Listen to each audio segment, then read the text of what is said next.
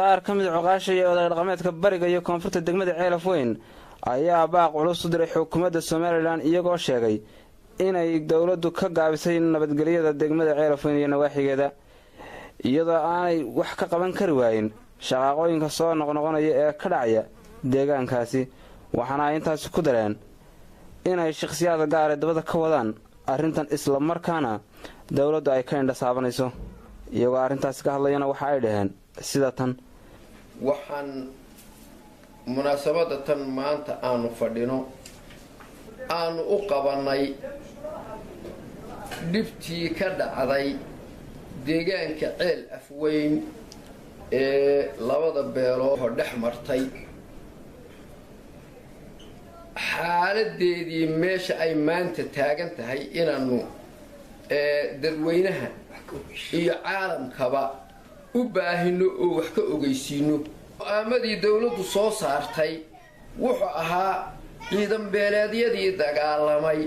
muddo 24 saacadood gudahooda in reer waliba ciidankiisa ku furfuro oo kala diro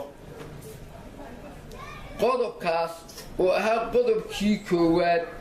ee dawladdu ay go'aamadeeda ku bilowday dawladdu iyadaa dib u jabisay arrintaa waa caddaynaynaa dawladda waa ku caddaynaynaa inay dib u jabisay ciidamadii maalintaa ay lahaayeen hala kala diro qayb ka mida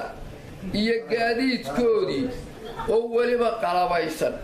oo qaarkood buusan yahay oo ranjigii ciidamada leeyahay in ay ilaa iyo maanta ka faltamayaan deegaankii oo ay hawlo ka wadaan haddaanu nahay beeshan maanta shirka jaraa'id qabatay ee Maxamed Sacad waxaanu dhignay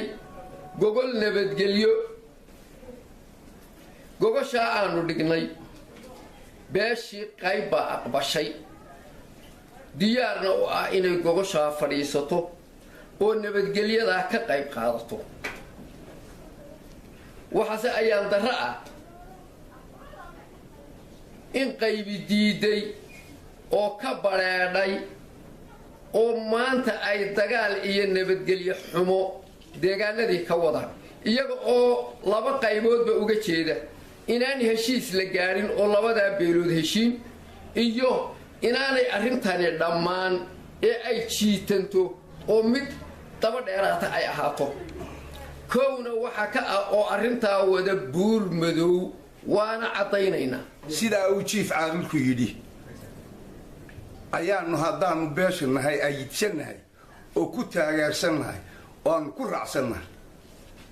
waxaanu kaloo u sheegaynaa maalintii dawladdaas oo ay dadka baaqa gaadhsiisay labadaa dagaale dhacay 24 saacadood siday caaqilkuba hor u sheegay jiif caaqilku in ciidanka iyaga aan ku kala diray welina uu dhulka u yaallo wixiisii waxaan kaloo taageersannahay sida uu sheegay jiif caaqilku inay dawladdu qodobadii ay soo qaaday qodobkii koowaad uun ka fulisay kaasoo lagu fulinayo beesha Maxamed Sacad waxayna ugu wajahan tahay waxa laga soo horkalaaban waayay ee sanadka buurada socda meesha ay ka socdaan ee aan haddana cidina waxba ka qabanay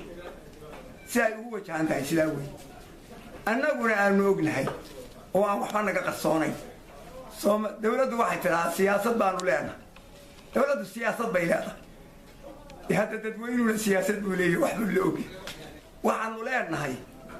sidaa odayaashu u soo tilmaameen nabadda ka saldhigi weyday Ceelaf Weyn iyo labadii beelood ee walaala ahaayeen isku dhacay waa dawladda madaxdeeda oo weliba wasiiradu ku jiraan